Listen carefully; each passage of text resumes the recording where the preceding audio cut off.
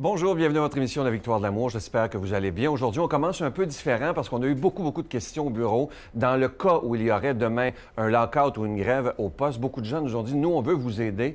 Et parce que vous savez qu'en 2011, on a vécu la grève des postes et ça a été catastrophique pour nous, pas juste pour nous, mais pour beaucoup d'œuvres, pour beaucoup de petites entreprises. Et je veux suggérer aux gens, il y a des gens qui, évidemment, vous pouvez faire votre don par carte de crédit, ça, il n'y a pas de problème. Mais il y a aussi une autre façon très simple et très sécure. Au lieu d'envoyer un chèque par la poste, si vous voulez vraiment payer par chèque, vous appelez au bureau, vous ayez un chèque avec vous dans vos mains et vous nous donnez simplement les numéros qui sont en bas. On appelle ça un retrait bancaire. Et dès qu'on a les numéros, le retrait est fait, le don est fait. C'est très sécuritaire, évidemment. Et ça vous évite d'avoir à poster. Et nous, dès qu'on reçoit votre don, s'il n'y a pas de lockout, on vous poste immédiatement votre cadeau du mois. Je vous rappelle que ce mois-ci, c'est un cadeau magnifique. Il a été fait sur mesure par un bijoutier. Il s'agit du pendentif de l'ange gardien qui est orné de petits zircons. Il est déjà béni, évidemment. C'est avec un don de 25 $. Et si vous en voulez deux, parce que ça se donne bien en cadeau, c'est avec un don de 40 $. Je vous rappelle que nos bureaux sont ouverts désormais tous les dimanches de 7 h le matin, donc 7 h ce matin jusqu'à 3 h cet après-midi. Je vous donne l'adresse. La Victoire de l'amour, casier postal 120, succursale Boucherville à Boucherville, J4B 5E6. Également par téléphone aujourd'hui et jusqu'à jeudi. Nos bureaux, c'est du dimanche maintenant au jeudi de 7 h à 3 h dans le 514-523-4433, 523-4433 ou sans frais le 1-888-811-9291, 1-888-811-9291 et aussi sur notre site Internet. C'est une façon très sécure de faire votre don, le www.lavictoiredelamour.org. Et je vous rappelle, évidemment, si vous voulez le faire par chèque, vous donnez simplement, lorsque vous téléphonez, les numéros qui sont en bas de votre chèque. Et je vous rappelle que nos bureaux sont ouverts aujourd'hui dès 7 h ce matin. On s'en va maintenant à l'émission régulière. Si tu m'as donné ta vie, je te donne la mienne. Dans le froid de la nuit, mon cœur t'appartient. Et quand la tristesse arrive, je sais tu es là, toujours près de moi. Bonjour, bienvenue à votre émission La Victoire de l'amour. J'espère que vous allez bien aujourd'hui, qu'on se prépare à vivre un beau dimanche. Aujourd'hui, je reçois quelqu'un que j'apprécie énormément. Il est au matin de Dieu quelques fois par mois le matin. Il s'agit du Père Jean, vous savez, qui a été aumônier de prison à Bordeaux pendant 38 ans. Alors, je peux vous dire qu'il connaît la vie pas à peu près. Il était aumônier. Et en chanson, vous allez voir une nouveauté pour nous, une jeune femme, Émilie Charette, qui nous fait une chanson absolument magnifique. Je m'en vais rejoindre tout de suite mon invité, le Père Jean.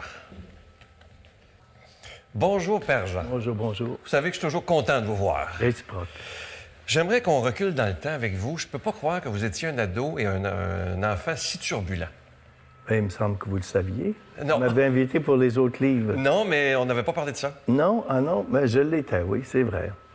Comme, à un moment donné, j'ai juste quelque chose de drôle que ça. Là, j'ai tellement ri. Est-ce que c'est vrai que quand vous étiez à l'église, pour la quête, votre père vous donnait de l'argent et vous arrachiez un bouton? Qu'est-ce que vous faisiez? Bien, je mettais le bouton dans la quête. Puis le curé m'a vu faire une bonne fois, puis il m'a pogné, tu comprends? Ah oui? Mais ça, je n'avais pas pensé à ça. Ah oui. Oui. C'était un curé, en plus, qui n'aimait pas les enfants. Ah oui? Ah, c'était un vieux bougon, là, tu sais, là. Ah. Non, je faisais ça. Et qu'est-ce qui vous a décidé à un moment donné d'aller au séminaire et de devenir prêtre? C'est-à-dire que je ne suis jamais allé au séminaire, parce que mon père n'a jamais voulu que j'aille dans un séminaire. Il voulait que j'aille dans un externat classique où je serais externe et où je vivrais ma vie, et en même temps que ce ne serait pas nécessairement pour devenir prêtre. Donc, c'était toutes les professions libérales qui étaient ouvertes dans des externats classiques. Alors, mais j'ai commencé mes études classiques parce que je voulais, intérieurement, comme je dis dans ce livre-là, le Seigneur est un séducteur. Hein? Mm-hmm. Alors, on a toutes sortes de petites affaires qui vous attirent. Alors, puis finalement, j'ai pris ma décision à la dernière minute, moi, d'entrer dans l'ordre trinitaire. Ah oui.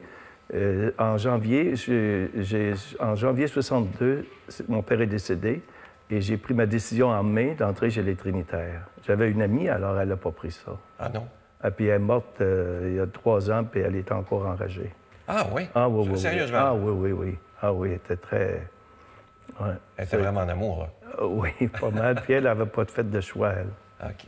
Et à un moment donné, ça m'a étonné aussi, vous avez fait une dépression majeure. Oui. Que vous appelez, j'ai trouvé ça tellement... Cancer de l'âme. Cancer de l'âme. Oui. Comment ça s'est passé, ce moment-là? Vous aviez quel âge à ce moment-là? Bien, c'est dans une quarantaine d'années. J'ai vécu beaucoup de choses en prison, hein. Puis aussi, on vit nos choses personnelles aussi, des deuils, et puis je brûlais la chandelle par les deux bouts. Hein. Je restais dans un quartier ouvrier où je recevais des gars la nuit. J'allais travailler le matin, il y avait des suicides à la prison, j'y allais la nuit. Il y avait plein de choses qui se faisaient, mais il y a eu un événement dans ma vie qui a fait que ça a fait déborder, la goutte qui a fait déborder le vase. Et puis étant donné que je pensais pas qu'à mon âge, je pouvais être vulnérable dans quelque chose, eh bien, j'ai attendu trop longtemps, probablement, pour avoir des soins, parce que je m'en vais m'en sortir. Puis je refusais de prendre des médicaments, parce que mon père était pharmacien chimiste. Donc, chez nous, on ne prenait pas de médicaments. C'est assez surprenant. Oui. Oh, à l'occasion. Mais finalement, là, j'ai accepté à un moment donné, mais ça a été très, très dur. Parlez-moi de Sœur Aline à cette époque-là. Sœur Aline, c'était... Père Benoît Lacroix et Sœur Aline ont été pour moi des guides spirituels, et la baronne de Huec aussi. Mais Sœur Aline, elle était au cœur de... Je suis allé la voir une fois, puis j'ai raconté toute ma vie. Elle me connaissait plus que mon confesseur. Ah oui. Ah oui, oui, oui. Moi, je dis toujours qu'il y a en moi l'ange et la bête. Quand j'étais petit, c'était comme ça, et je suis encore avec l'ange et la bête en moi. Et Sœur Aline, je ne la voyais pas souvent. Mais quand j'allais la voir, c'était pour vraiment m'ouvrir à elle dans ma détresse, ma souffrance. Mais elle était là. Quand on parle du Dieu absent, ben, je le sentais présent dans cette femme-là qui était dans le silence, cloîtrée. Ah oui. Alors, des fois, je le passais parce que je restais sur le plateau, qui n'était pas le plateau d'aujourd'hui, là. Et je passais près du Carmel, puis je laissais SOS, je suis désespéré, puis je m'en allais à la prison. Mais je savais qu'il y avait quelqu'un qui priait. Elle me disait, surtout, ne faites pas de longues retraites. Moi, je prie pour vous. Ah oui. Faites pas de longues prières. Moi, je prie pour vous. Vous aimez le théâtre, vous aimez le cinéma, vous aimez le ballet, allez-y, sortez. Je suis là, moi, je prie pour vous. Et ça, c'était une femme sage. Hein? Ça doit être rassurant quand même. Ben oui, ben oui. Parlez-moi de votre relation avec le Père Benoît Lacroix qui est décédé. Le Père Benoît Lacroix, dans cette période de dépression, j'avais rencontré un Père dominicain à Notre-Dame de Paris, puis j'avais dit, est-ce qu'il y a un pendant à Montréal de vous? Alors, il dit, oui, il y a le Père Benoît Lacroix, et là, je l'ai rencontré. Oui, le Père Benoît Lacroix perçait les ballons là, de peur que j'avais au niveau spirituel, au niveau théologique, des choses comme ça. Quand je vivais des angoisses que j'appelais mystiques, là, j'arrivais, puis je lui confiais mes choses, puis il me disait, énerve-toi pas avec ça. Il était mon guide aussi spirituel. Ah oui? C'était la fin? Ah oui, je devais aller lui porter mon livre avant qu'il meure, et puis finalement, c'était mon confesseur aussi. Ah oui? Parce que j'ai un temps, pendant ma retraite, j'ai remis beaucoup de choses en question. Entre autres, la confession a été pour beaucoup de personnes dans la façon de la présenter. Salle de torture. Hein? Oui, et ça a fait de beaucoup de gens des névrosés. Et moi, j'avais considéré que finalement, la confession, c'était comme une espèce... Dieu n'était plus dans ma relation, dans ce sacrement-là, moi. Il n'était plus là-dedans. C'était un geste magique. Tu rentrais en état de péché mortel, tu sortais en état de grâce. Alors que pour moi, l'état de grâce, c'est de prendre conscience que Dieu est en nous. Péché mortel, qui peut faire... Sœur Aline m'avait dit, qui peut faire un péché mortel? Péché très grave, oui. Et puis, à un moment donné, j'ai décidé de prendre au sérieux que Dieu est amour. J'ai dit, je ne me confesse plus. Ah oui? C'est un saut, là. Un saut pas mal raide. J'ai dit, je vais glorifier Dieu en ne me confessant plus. Et je suis allé voir Sœur Aline, puis j'ai dit, ma sœur, je ne me confesse plus. Elle a dit, est-ce que vous croyez de pardonner? J'ai dit, oui. Elle a dit, n'allez plus vous confesser. C'est fort ce que vous dites là. Et puis après ça, j'ai revisité cette façon de faire qui fait que finalement, on est pardonné d'avance. Quand on va à la confession, on est confirmé dans le pardon. On est confirmé. Mais... Il n'y avait qu'une chose qui me tenait, c'était l'Eucharistie. C'est la seule chose, je célébrais tous les jours l'Eucharistie. Je ne pouvais plus faire de ministère nulle part. Ah non? Ah non, non. Après, là, que j'ai pris mon congé là, de la prison, parce que j'allais en prison, j'étais en profonde dépression, mais les gars me disaient, Père Jean, comme vous avez l'air serein. J'avais le goût de leur dire, je suis comme un puzzle éclaté. Ah oui. Ouais, la souffrance de la dépression, c'est un cancer de l'âme. Ouais. Avez-vous, à ce moment-là, pensé tout quitter? Non. Jamais? Non, non. Il y avait un psychiatre à la prison qui était un homme exceptionnel. Et puis, à un moment donné, il m'a fait venir chez lui. J'allais parler avec, des fois quand j'arrivais, puis j'étais très bouleversé. Il m'avait dit, surtout, ne laissez pas votre sacerdoce. Il m'avait dit ça. Et puis, j'ai jamais pensé, non. Non. J'ai fait le ménage dans bien des choses, là, de mon éducation, pas chez nous. Moi, j'ai pas été, disons, déformé au plan spirituel chez moi, parce que c'était très libéral. Mais c'est tous les curés qui nous faisaient bien, ils nous faisaient bien peur avec Dieu. Hein. Dieu n'était plus amour. Ouais. Et quand vous dites que le Père Lacroix était votre confesseur, avez-vous recommencé à vous confesser après? Oui, mais pas trop souvent. Parce que je crois que l'Eucharistie, c'est le sacrement du pardon. Vous parlez justement dans votre livre de l'importance que les gens aillent communier, même s'ils ne sont pas parfaits. J'aimerais que vous développiez heureusement qu'on n'est pas parfait. Le sacrement de l'Eucharistie, c'est le sacrement de la miséricorde par excellence. C'est pas le sacrement des purs, c'est le sacrement des impurs. Qui peut se prétendre pur? Ouais. Hein? C'est impossible. Alors, donc, c'est le sacrement. Hey, l'Eucharistie, c'est le sacrement des sacrements. Et la source, le cœur est la fin de toute vie chrétienne. Et c'est la mort-résurrection du Christ. Et Jésus est mort une fois pour toutes il y a 2000 ans. L'Eucharistie rend présent cette mort-résurrection. Il n'y a pas de temps dans l'éternité, tout est rendu présent. Alors quand on va communier, quand on va célébrer l'Eucharistie, qu'on vit l'Eucharistie, on est présent à la mort-résurrection du Christ. On est lavé de nos péchés. Et le Concile de Trente dit « L'Eucharistie pardonne les péchés et les crimes, aussi graves soient-ils. » Ah, répétez-moi ça. L'Eucharistie pardonne les péchés et les crimes, aussi graves soient-ils. C'est le Concile de Trente qui dit ça. Ah oui? Oui, puis moi, j'invite souvent les gens à aller communier. Dès que si quelqu'un ne peut pas pardonner, je vais communier. Va demander cette grâce du pardon. On reçoit le Christ en nous, le corps Jésus glorifié en nous. Alors, il est le vivant, le ressuscité. Et ça, pour moi, quand j'ai fait ma dépression, l'Eucharistie devenait le lieu de ma rencontre avec le Christ ressuscité. Parce qu'on est habité par Dieu. Dieu est en toute personne humaine. En toute personne humaine. Saint Jean de la Croix disait, Dieu est en toute personne humaine. Chez certains, il est comme un étranger, puis chez d'autres, il est comme un roi. Quand on ne prend pas conscience qu'il est là... Je venais de dire là. Ah oui, quand on ne prend pas conscience qu'il est là, bien, il est là, mais comme un étranger. Mais quand on en prend conscience, bien là, il y a quelque chose qui se passe. Et c'est ça, pour moi, l'état de grâce. L'état de grâce, c'est ça. Prendre conscience de la présence de Dieu. Vous qui avez été 38 ans aumônier de prison, vous désespérez jamais de quelqu'un? Non, il ne faut pas jamais désespérer de quelqu'un. Agnès Grossman disait, quand on est dans le désespoir, le plus bas qu'on peut tomber, c'est dans les mains de Dieu. Le Dieu de l'impossible. Notre Dieu, c'est le Dieu de l'impossible. Puis quand on traverse des moments tellement durs, la foi n'enlève pas la souffrance. Et la souffrance est un mal. Et Dieu ne veut pas qu'on soit dans une souffrance. Dieu veut nous en libérer. Il habite pour nous en libérer, pour qu'on ressuscite. Il est vivant en nous, ressuscité. Alors, il veut qu'on soit vivant. La gloire de Dieu, disait saint Irénée, c'est l'homme vivant, la femme vivante. Alors, non, il ne faut pas désespérer de qui que ce soit. Une phrase qui vous choque beaucoup, moi aussi d'ailleurs, quand les gens disent « Dieu t'aime parce que tu souffres beaucoup ». On l'entend beaucoup, c'est une horreur, ça. C'est une horreur. C'est impossible. Dieu ne peut pas... c'est un mal, la souffrance. D'ailleurs, le Christ nous a sauvés, non pas par sa souffrance, mais par l'amour. C'est ça qu'il tenait à crucifier à la croix, l'amour. L'amour était devenu... L'amour habitait toute sa souffrance. Mais la souffrance, c'est un mal. Il faut tout faire pour éliminer la souffrance. Et beaucoup de gens pensent le contraire. C'est ça qui est triste. Voyons donc, Dieu ne veut pas le mal. Il ne veut pas le mal. On entend souvent « Qu'est-ce que j'ai fait au bon Dieu pour mériter ça? » Oui, Vous l'avez entendu. Puis aussi, Dieu doit t'aimer beaucoup parce que tu souffres. Mais non, notre Dieu n'est qu'amour. Il nous veut heureux, heureuses. Il ne veut pas qu'on soit souffrant. Et si on est dans une période de douleur, il faut tout faire pour en sortir parce qu'il nous habite pour nous en faire sortir. C'est ça, il ne veut pas qu'on souffre. Mais la souffrance fait partie de la condition humaine. Une affaire aussi que vous défaites, et ça, j'aime beaucoup ça, Dieu vient chercher personne. Comment est-ce qu'on l'entend dans les salons funéraires? Il est venu chercher sa plus belle fleur. Oui, mais là, savez-vous quoi?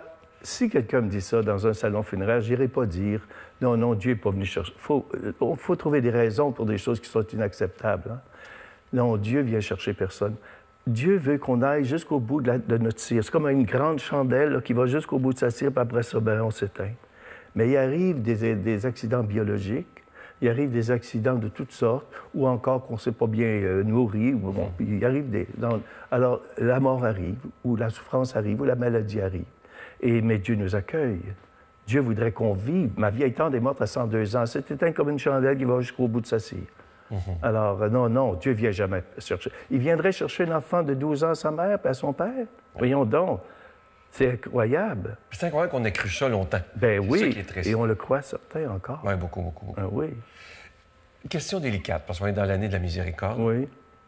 Vous avez été en prison, vous n'avez connu des durs. Là. Croyez-vous que quelqu'un peut être sciemment mal? Une personne qui a été blessée va en blesser beaucoup d'autres, souvent ça. Et il n'y a personne qui est foncièrement méchant. L'abbé Pierre disait, il n'y a pas de personnes qui sont méchants des pieds à la tête. Et en chaque personne, il y a cette petite perle intérieure qu'il faut aller rejoindre. Mais quand on regarde la vie qu'une personne a pu mener, ça ne justifie pas les actes qu'elle a pu poser, mais ça nous permet de comprendre bien des choses. Et ça nous permet de mieux découvrir notre propre humanité à travers la souffrance des autres, parce que ça nous révèle souvent que ce que c'est qu'ils disent, là, bien, c'est ce que je suis un peu moi-même. Ça, j'ai été humanisé puis évangélisé en prison. Ah oui? Ah ben, devant les gens qui souffraient. Comme dans un hôpital, quand on voit des grands malades qui reviennent à leur valeur profonde, ça nous révèle ce qu'on est, nous autres, limités comme... On n'est pas plus que les autres. Alors moi, je désespère de personne. Parce que notre Dieu, c'est le Dieu de l'impossible. Et même si, en apparence, ça nous apparaît que personne est arrivé jusqu'à sa mort à rien faire qui montre un changement, il faut tout espérer. Thérèse de Lisieux, quand elle a prié pour Pranzini, qui ne croyait ni en Dieu ni en diable, qui avait tué 2 personnes, avant d'entrer au Carmel à 14 ans, elle a fait dire une messe, elle a dit au bon Dieu ceci, c'est extraordinaire. Elle était très audacieuse, fin du 19e siècle, la petite Thérèse. Je sais qu'il était un Dieu tellement miséricordieux que même s'il ne montre aucun signe de repentir, je sais qu'il sera sauvé. Et je crois qu'il sera sauvé. Mais elle a rajouté une petite affaire, avec 15 ans. Mais si tu me donnais un petit signe, ça ne serait pas de refus. Elle n'a pas dit comme ça, elle, là. Ouais. Et le lendemain, elle est regardée dans le journal La Croix pour voir comment il était mort. Alors, Pranzini montait à l'échafaud, il allait se pencher pour se faire guillotiner, puis s'est relevé, puis il a regardé le prêtre, puis il a pris le crucifix, puis il l'a embrassé 3 fois. Ah ouais. Elle a dit, ça a été ma première âme. Mais elle avait une telle confiance dans l'infinité. On ne peut jamais juger. Jean Climac, qui est un père de l'Église, disait, même si au moment de la mort, tu voyais quelqu'un faire un péché très grave, tu ne devrais jamais douter de son salut. C'est quelque chose, ça. Un père d'Orient. C'est incroyable, quand Il même. faut espérer tout de Dieu. Il faut tout espérer de Dieu.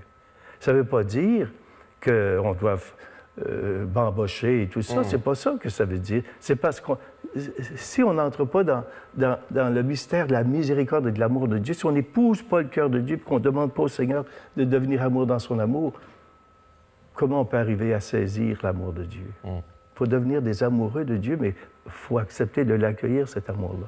Père Jean, je vous écouterai des heures. Le matin, quand je vous présente, je dis toujours que pour moi, vous êtes le prêtre au cœur de tendresse. Et c'est tellement vrai. En tout cas, moi, vous me faites du bien. Mais moi, je dois vous dire que j'en reçois beaucoup de tendresse aussi. Ouais.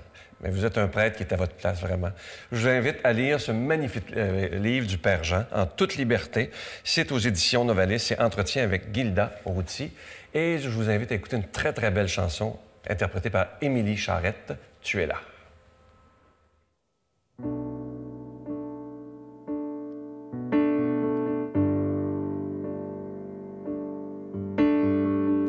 Je veux te découvrir plus que jamais, entendre le doux murmure de ta voix. Oui, tu étais et tu seras, tu me connais parfaitement.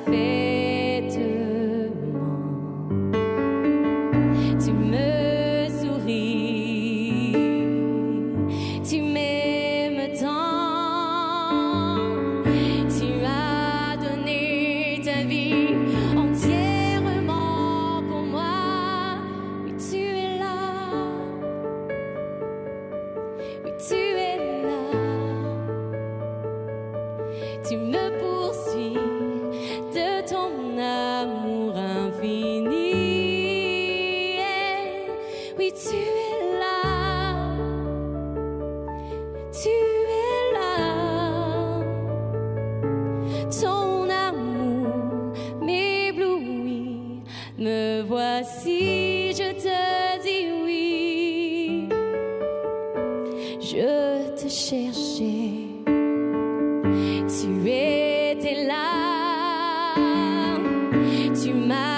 appelé par mon nom au milieu de l'orage. J'ai entendu,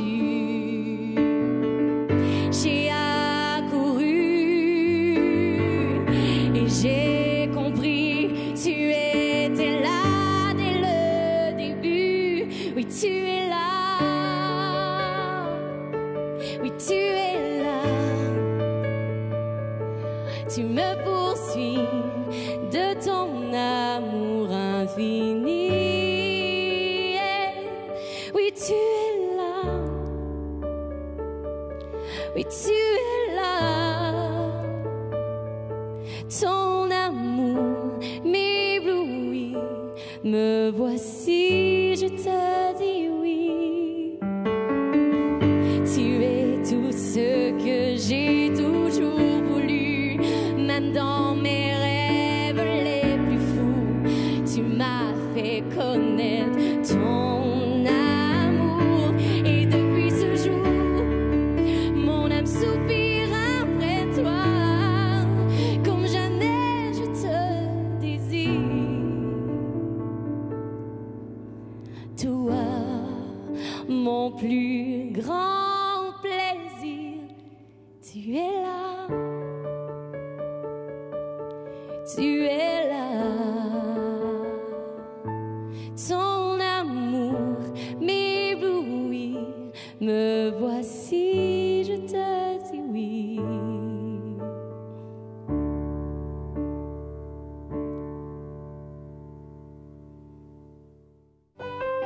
Notre Père qui es aux cieux, que ton nom soit sanctifié, que ton règne vienne, que ta volonté soit faite sur la terre comme au ciel.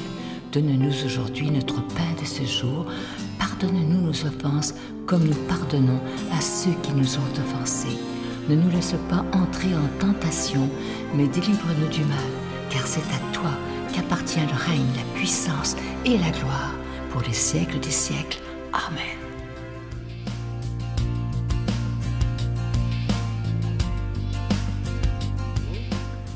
Aujourd'hui, la bonne nouvelle de Jésus nous est transmise par saint Luc. Un docteur de la loi posa à Jésus cette question.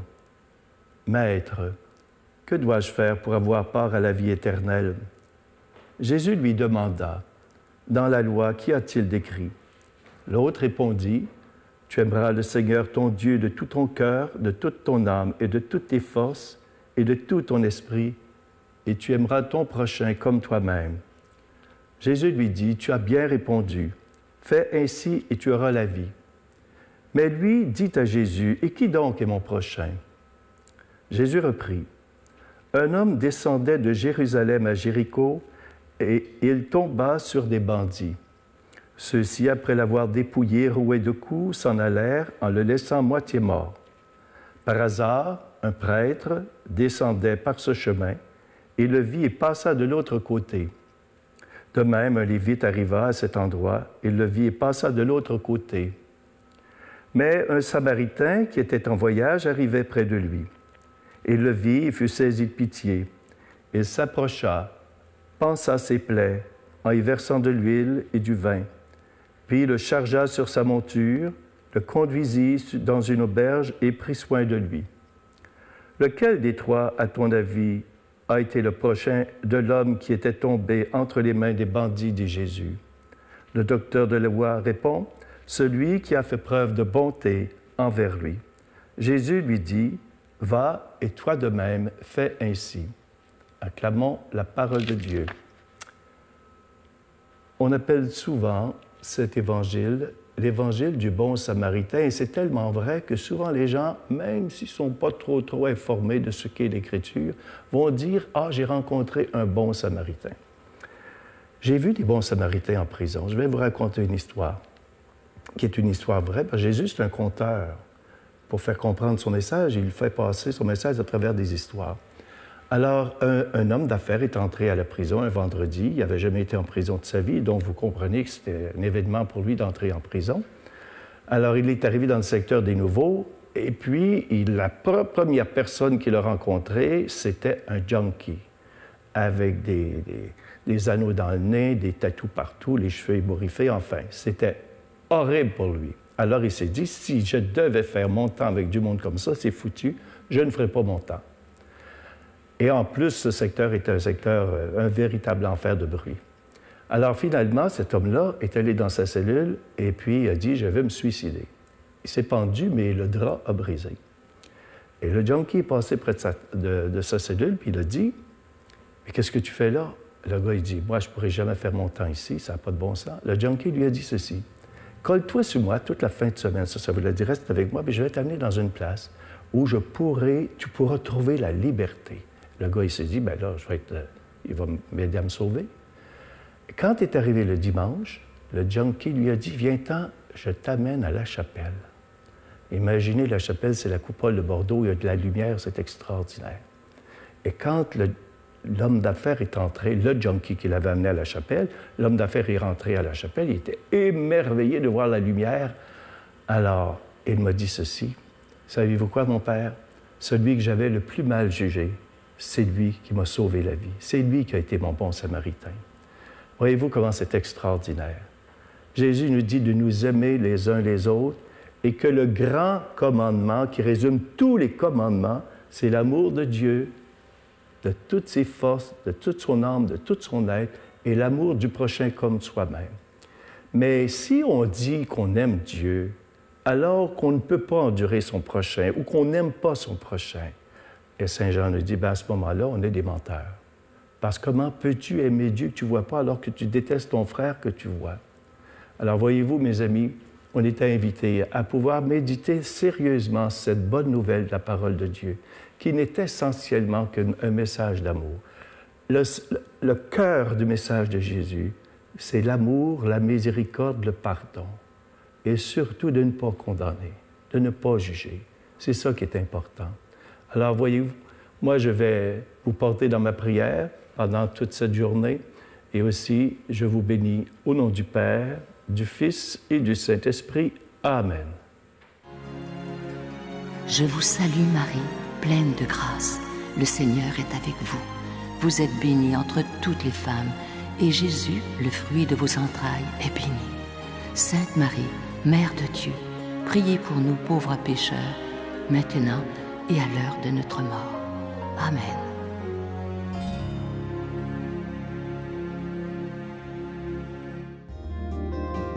La Victoire de l'amour vous invite à sa retraite spirituelle dans le centre du Québec les 7, 8 et 9 octobre 2016, sous le thème « Le nom de Dieu et miséricorde ».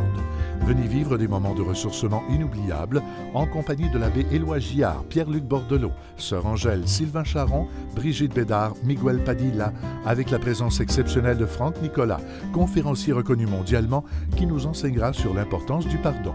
À l'hôtel et suite Le Dauphin à Drummondville, réservé au 514-523-4433 ou sans frais 1-888-811-92-91. Venez vivre une expérience de libération intérieure inoubliable pour être enfin libre. Je vous invite vraiment à lire ce livre du Père Jean. Pour moi, c'est un vrai bijou. Il s'intitule « En toute liberté, entretien avec Gilda Routy », aux éditions Novalis. Et pour moi, c'est toujours un grand privilège de rencontrer le Père Jean parce qu'il nous rappelle justement que Dieu est amour et que chaque personne humaine est beaucoup plus belle et plus grande que le mal qu'elle a pu faire. Je vous souhaite une belle journée et moi, je vous attends demain matin, comme toujours, à 5h15 ou sur vos tablettes. Bye bye.